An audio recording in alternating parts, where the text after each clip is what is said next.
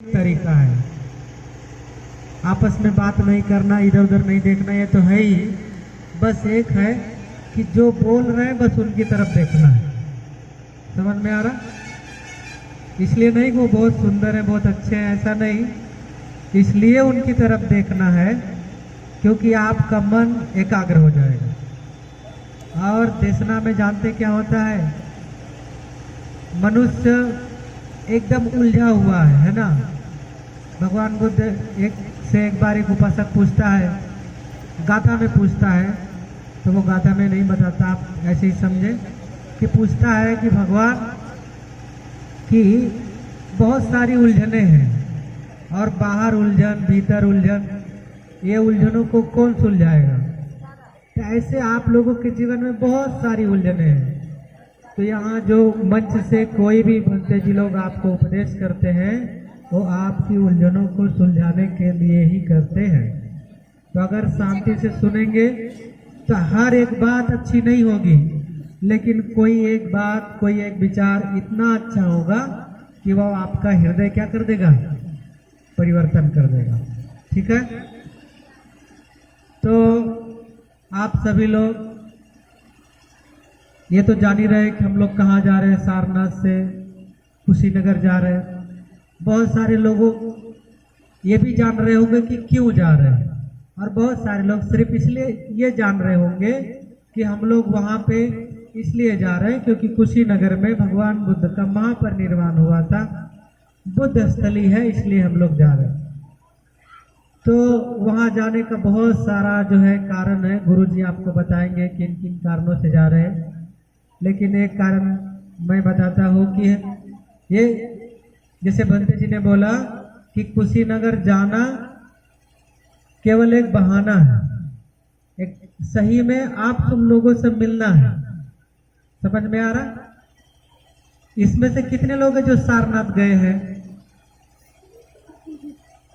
बहुत सारे लोग नहीं गए हैं, बहुत कम हाथ उठे। ठीक है? तो बहुत सारे लोग सारनाथ नहीं गए। तो जो लोग सारनाथ नहीं गए वो लोग जा करके भंते जी लोगों का दर्शन भी नहीं किए होंगे और भंते जी का उपदेश भी नहीं सुने होंगे। लेकिन जो ये यात्रा चल रही है, इस यात्रा के माध्यम से आप लोग एक दो भंते जी का नहीं, सैकड़ों भंते जी का दर्शन कर रहे हैं और उनके उपदेश सुन रहे हैं। और इस बीच में पूज्य भिक्षु संघ की तरफ से एक आवाहन भी है आप सब लोगों के लिए। अभी तो जो ये महिलाएं बैठी हैं, माता बहन लोग, हाथ में डंडा और झंडा लेके बैठी है। देखो कुछ लोग जो झंडा गिरा दिए हैं वो खड़ा कर लीजिए। देखो बहुत सारे झंडे सब गिरा के रखे हैं। अरे महारानी लोग, अब देखो, अब लग रहा है कि आप लोग लड़ाई करने जा रहे हैं, मुरझाए पड़े हैं।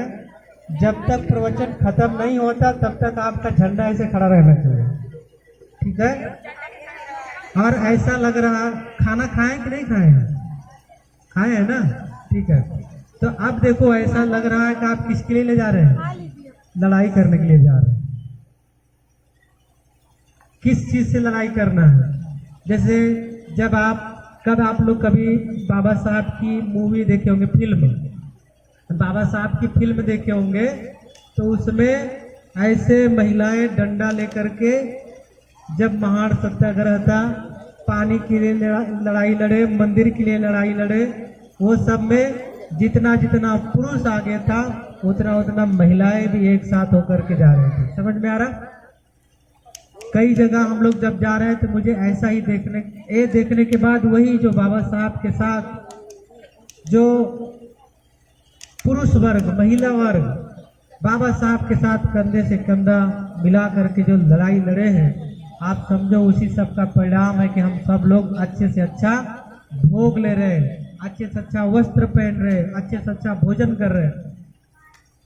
अभी भी बहुत सारी लड़ाई है जो लड़ना है। कौन कौन सी? देखो, अभी भी आप लोगों के घर में बहुत अच्छे से भगवान बुद्ध स्थापित नहीं है कि है? कितने लोगों के घर में भगवान बुद्ध की मूर्ति है? हाथ उठाइए जरा। अब कितने लोगों के घर में भगवान बुद्ध के साथ और लोगों की मूर्ति है? होगी। तो अभी देखो ये भी लड़ाई है, सबको हटा देना है किसको रखना है? नत्थि में शरणंगेयम। बाबा साहब ने नागपुर में जब दीक्षा लिया, बाबा साहब को मानते कि नहीं मानते? मानते, सब लोग मानते। तो बाबा साहब ने कहाँ दीक्षा लिया था बताइए? माता जी लोग तेजी से बोलिए, बाबा साहब ने कहाँ दीक्षा लिया? नागपुर में। कौन से धर्म की दीक्षा लिया? हिंदू धर्म, मुस्लिम धर्म, सिख धर्म, ईसाई धर्म, कौन से धर्म की? बौद्ध धर्म। बौद्ध धर्म की। आप लोगों ने दीक्षा लिया? नहीं लिया। तब कैसे बाबा साहब को मानते हैं? खाली मुंह से बोल देने से कि बाबा साहब को क्या करते हैं? मानते हैं। तो आप लोगों को भी दीक्षा लेनी पड़ेगी। समझ में आ रहा? अभी तो हम लोग खाली बता के जा रहे हैं, फिर बीच में एक प्रोग्राम भी गुरुजी लगाएंगे। इसके बाद फिर उस जो प्रोग्राम लगेगा उसमें आप लोग करीब लाखों की संख्या में, अभी पिछली बार आजमगढ़ में हुआ था और उसमें लाखों की संख्या में लोग आए थे।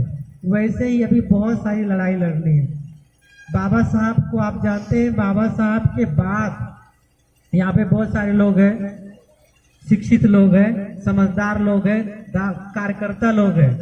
आप लोग इस बात को ध्यान में रखिए कि बाबा साहब के बाद जातिवाद को समाप्त करने का आंदोलन अनवरत नहीं चलाया गया। चलाया गया क्या? हाँ या ना बोलिए। बाबा साहब के बाद जातिवाद को समाप्त करने का आंदोलन अनवरत नहीं चलाया गया, लगातार नहीं चलाया गया, कोई अच्छे से मुहिम नहीं चलाई गई। और यही कारण है कि आज भी जातिवाद अच्छे से मजबूत है। बहुत बड़ी है, मेहनत बहुत सारा करना है, लेकिन आप लोगों को सब कुछ नहीं करना है। बस जितना आपके जिम्मे में आता है, जितना आपके हिस्से में आता है, उतना आप करते जाएं। आगे आने वाला जो भविष्य बहुत अच्छा है, बुद्धमय भारत है, तो ये सारी चीज़ें आपको देखने को मिलेगी। आपके आने वाले जो है क्या कहते हैं बच्चों को मिलेगी। तो मैं बहुत ज़्यादा ना बोलते हुए यहाँ पे रुकता हूँ। एक बार पुनः पूज्य गुरु जी को पंचांग प्रणाम करते हुए आप सभी को साधुवाद, मंगल कामनाएं।